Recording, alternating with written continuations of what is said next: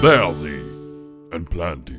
Hello YouTube, Sp4zie coming right at you with another champion preview. Today we're taking a look at FIORA, the French crisp croissant baguette. Oui.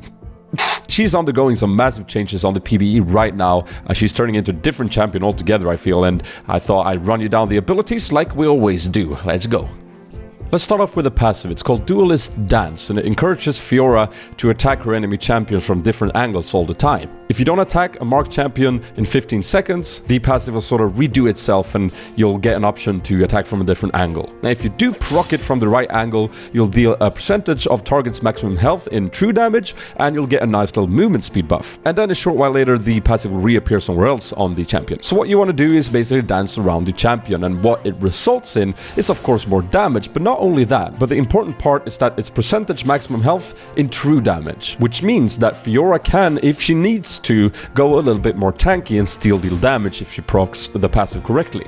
Let's move on to the Q, which is called Lunge. Most importantly, this is no longer a targetable ability, which gives it the positive aspect of being able to jump over small walls.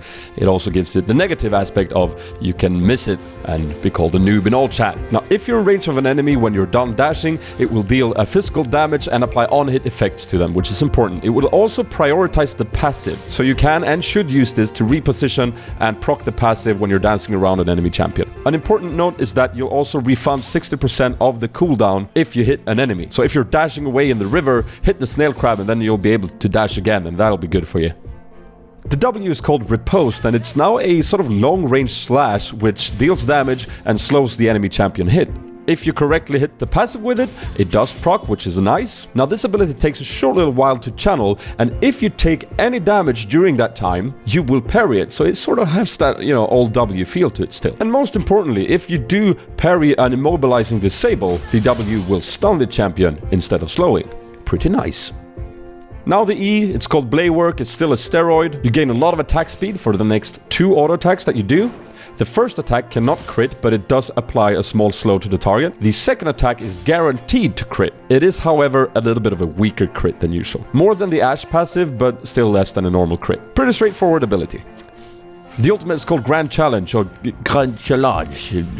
It is no longer a click to deal tons of damage to a lot of people. Instead now, when you click somebody, you create this large area around them where you'll move faster for its entire duration. You'll also reveal 4 of the passive weak spots on the target. If you proc all of these within the 8th second the ultimate is up, or if the target dies when you've procced at least one of them, that big area will turn into this sort of Janna ultimate-like healing fiesta, which heals not only you, but also your allies that are within it. I found that this heal over time was pretty darn strong, to be honest. If you're fighting in close quarters and you're down a squishy with this ultimate, not only is one major threat down, but you're also going to create this healing frenzy that definitely is going to turn the tide in your favor. Some final thoughts. I definitely think that they succeeded in their goal of creating something that is not only a one-trick pony where you build a lot of damage and you're either super successful or super not successful. Instead, I feel like you have a choice now. You could either go full damage and try and crit people to death, or I can definitely see a potential in going bruiser here because of the percentage damage, the overall utility, and the fact that with your Q, you're pretty darn mobile because of the cooldown reset on it. I'm gonna say that I had massive problems with positioning myself correctly because on the PBE, as you guys know,